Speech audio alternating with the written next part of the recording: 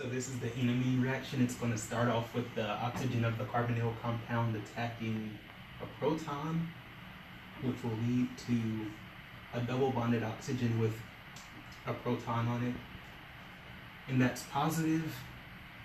Then the secondary amine will come and attack the carbon of the carbonyl group, pushing up the electrons of the double bond that was already existing, leading to this structure right here.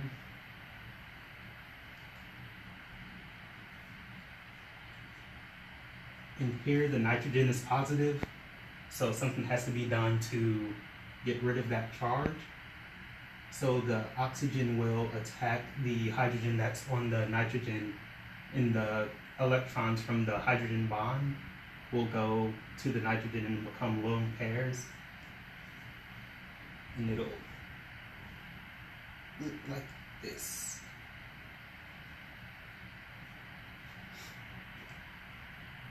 And since the oxygen is again positive, the water group will just leave, and the lone pairs from the nitrogen will come to complete the octet on the carbon. And that'll just look like this. And again, you have a positive charge on the nitrogen. So here, one of the hydrogens from the methyl group will leave, and the electrons from that hydrogen will go create a double bond here, then push that double bond back to the nitrogen, giving it lone pairs again. And your final product will look like this. And thus you have an alkene with an amine group attached.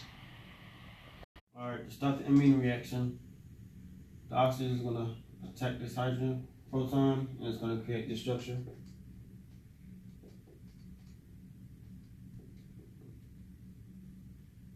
And so our primary amine will then attach itself to this carbon. It's going to create this structure.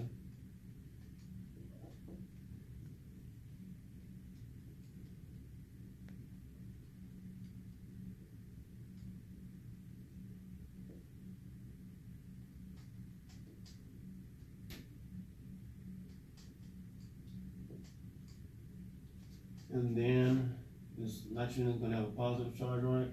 And so the oxygen up here is going to attack this proton, and then the electrons are going to go back here to create this structure.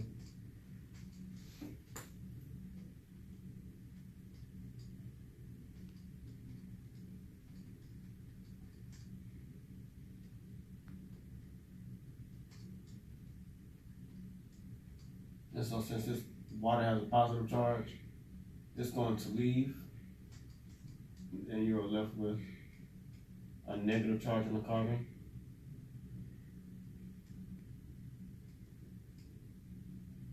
And to get rid of that negative charge, this nitrogen has lone pairs on it, so it's going to create a double bond between these two to create this structure.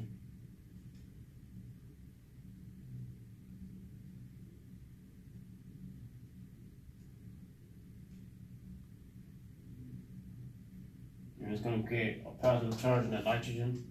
And so to get rid of that, we're going to lose this hydrogen right here. So the electrons are going to go back.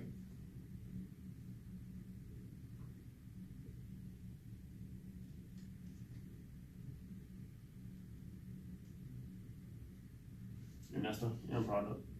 So the differences between the enamine and the amine reaction is held in the reactant, the nitrogen compound. So enamines use a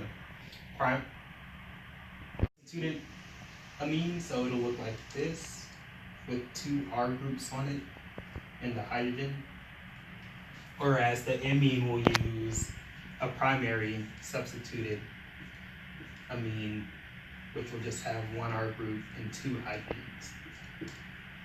The mechanism is generally the same for both of them until you get to the final step where the double bond will form. So in the amine reaction, the double bond will form between the carbon and the nitrogen, whereas in the enamine, the double bond will form an amine, or an alkene rather, and there will be no double bonds with the nitrogen. So yeah.